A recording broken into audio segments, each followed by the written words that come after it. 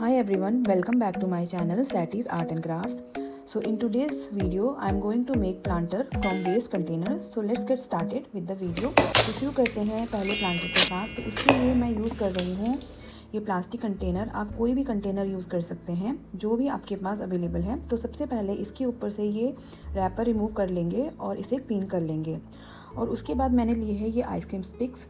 तो ice cream sticks को मैं इस तरह से इस कंटेनर के ऊपर पेस्ट कर लूँगी। और पेस्ट करने के लिए मैंने यूज़ किया है फेविकॉल का।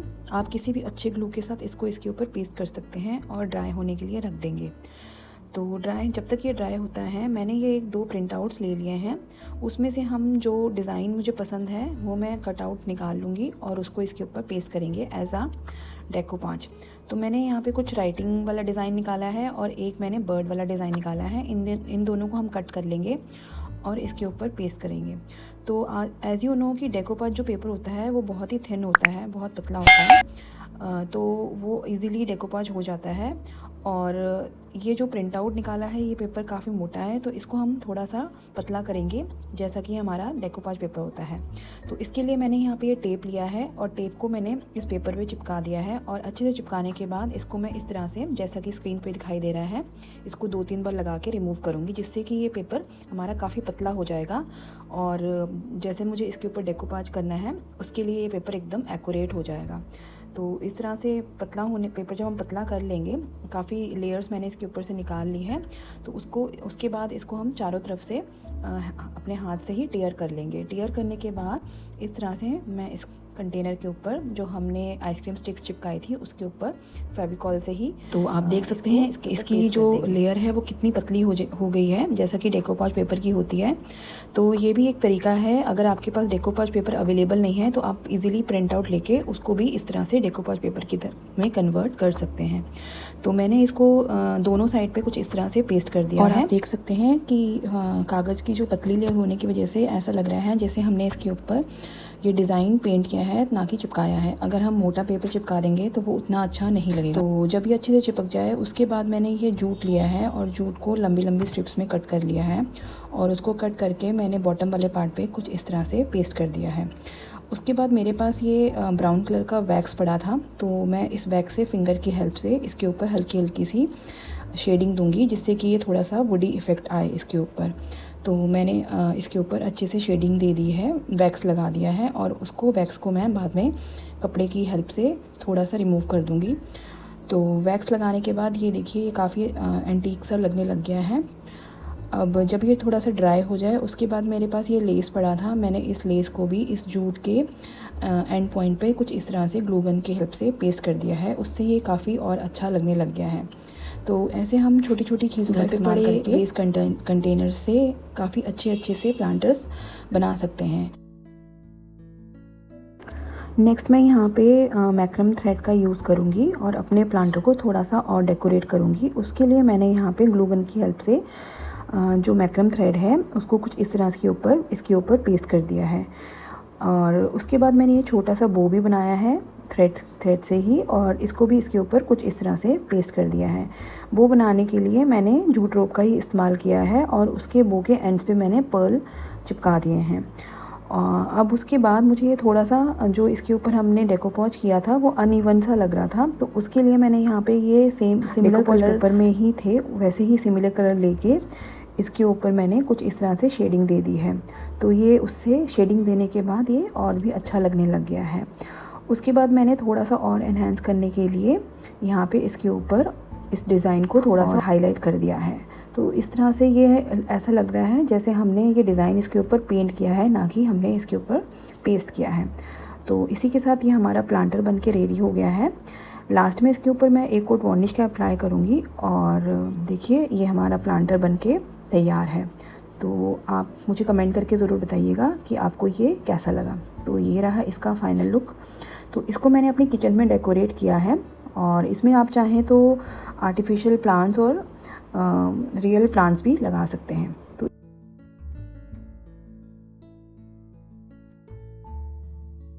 तो नेक्स्ट DIY के लिए मैं इस छोटी सी मटकी का यूज़ कर रही हूँ। तो इसके ऊपर सबसे पहले मैंने एक फेस ड्रॉ कर लिया है और अब इसको मैं पेंट करूँगी। इसके लिए मैं यहाँ पर एक्रिलिक कलर का इस्तेमाल कर रही हूँ और सबसे पहले मैंने यहाँ पे स्किन कलर से फेस को फिल कर लिया है और अब मैंने ब्लैक कलर से इसकी आउटलाइनिंग दे दी है। आउटलाइन देने के लिए मैंने यहाँ पर 0 नंबर ब्रश का इस्तेमाल किया है। इसके साथ साथ हम इसके फीचर्स भी ड्रॉ कर लेंगे। और अब आप समझ ही गए होंगे कि मैं यहाँ पे क्या बना रही हूँ। ये छोटा सा क्यूट सा प्लांटर बना रही हूँ। मंकी बनाया है मैंने इस मटकी का इस्तेमाल करके। तो देखिए बातों ही बातों में मैंने इसका फेस ड्रॉ कर लिया है। चलिए अब इसके ईयर्स भी बना लेते हैं। तो इसके लिए मैंने यहाँ पे माउल्डेड क्ले का इस्तेमाल किया है। तो यहाँ पे मैंने माउल्डेड क्ले से ईयर को शेप दे दिया है और इसको फेविकॉल की हेल्प से इसके ऊपर इस छोटी सी मटकी के ऊपर पेस्ट कर दिया है। तो देखिए कितना क्यूट लग रहा है। अब मैं इसके ईयर्स को भी पेंट कर लूँगी और इसको भी शेप दूँगी। तो इसी के साथ ये क्यूट सा प्लांटर बन के रेडी है। अब इसको हम लास्ट में वार्निश करेंगे और इसको आप किसी भी तरीके से डेकोरेट कर सकते हैं। चाहे इसको प्लांटर की तरह यूज़ करें या फिर कोई भी छोटी मोटी आइटम्स रखने के लिए।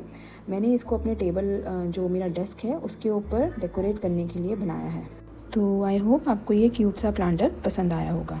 तो इसी के साथ अब हम चलते हैं अपने थर्ड प्लांटर की तरफ, जिसके लिए मैंने यहाँ पे ये ली है बिरयानी की हांडी। जब हम बिरयानी ऑर्डर करते हैं तो कभी कभी इस हांडी में बिरयानी आती है। तो इस हांडी को मैंने रख लिया था प्लांटर बनाने के लिए। तो अब हम इसके साथ प्लांटर बनाएंगे। तो सबसे पहले मैंने जो ये इसके ऊपर लोगो इनग्रेव्ड होता है इसमें वॉल पुट्टी फिल करूँगी और इसको इवन करूँगी।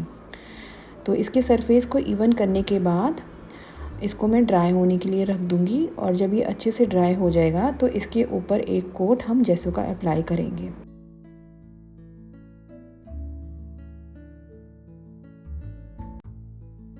तो ये अब ड्राई हो गया है और ड्राई होने के बाद मैं इसके ऊपर एक कोट जेसो का अप्लाई कर लूँगी। आपके पास अगर जेसो नहीं है तो आप इसके ऊपर वाइट एक्रिलिक कलर भी अप्लाई कर सकते हैं। वाइट कलर अप्लाई करने से या जेसो अप्लाई करने से इसको एक बेस मिल जाता है जिसके ऊपर डेकोपोज वर्क करना इजी होता है। तो देखिए अब ये जेसो अच्छे से अप्लाई हो गया है। अब मैं इसको ड्राई होने के लिए रख दूँगी और जब ये अच्छे से ड्राई हो जाएगा तब हम इसके ऊपर डेकोपोज वर्क स्टार्ट करेंगे। तो देखिए अब ये अच्छे से ड्राई हो गया है और ड्राई होने के बाद मैंने इसके जो बॉटम पार्ट में एक होल कर लिया है जो कि प्लांटर पे हमें हमेशा चाहिए रहता है। और उसके बाद मैंने सैंड पेपर लेके जहाँ जहाँ पर रफ़ एरिया था वहाँ से इसको सैंड कर लिया है अच्छे से, ताकि एकदम स्मूथ हो जाए और जब हम डेकोपाज वर्क करें तो हमें कोई प्रॉब्लम ना हो इसके अनइवन सरफेस की वजह से। तो इसीलिए मैं इसको सैंड कर रही हूँ। तो जब ये अच्छे से सैंड कर लेंगे तो इसको एक बार ब्रश की हेल्प से क्लीन कर लेंगे। और उसके बाद अब मैंने यहाँ पे ये डेकोपाज नैपकिन ले लिया है। तो जो भी डिज़ाइन हमें यहाँ पर चाहिए वो मैं यहाँ से ब्रश की हेल्प से पानी लगा के उसे निकाल लूँगी। और जो ये डेकोपाज नैपकिन होता है इसमें 3 लेयर्स होती हैं, कभी कभी 2 लेयर्स होती हैं। तो सबसे पहले हमें उन लेयर्स को अलग कर लेना चाहिए ताकि जब हम डेकोपाज पेपर को उसके ऊपर चिपकाएंगे, किसी भी सरफेस के ऊपर चिपकाएंगे तो कोई मुश्किल ना आए। क्योंकि अगर हम लेयर्स नहीं निकालेंगे तो जो डेकोपाज पेपर है वो अच्छे से पेस्ट नहीं होगा। तो बातों ही बातों में मैंने जो भी डिज़ाइन मुझे यहाँ पे चाहिए था वो मैंने सारा फाड़ लिया है अच्छे से। अब मैं इसको इस हांडी के ऊपर प्लेस करके देख लूँगी कहाँ कहाँ मुझे ये डिज़ाइन चिपकाना है, वहाँ मैं इस डिज़ाइन को इसके ऊपर पेस्ट करूँगी।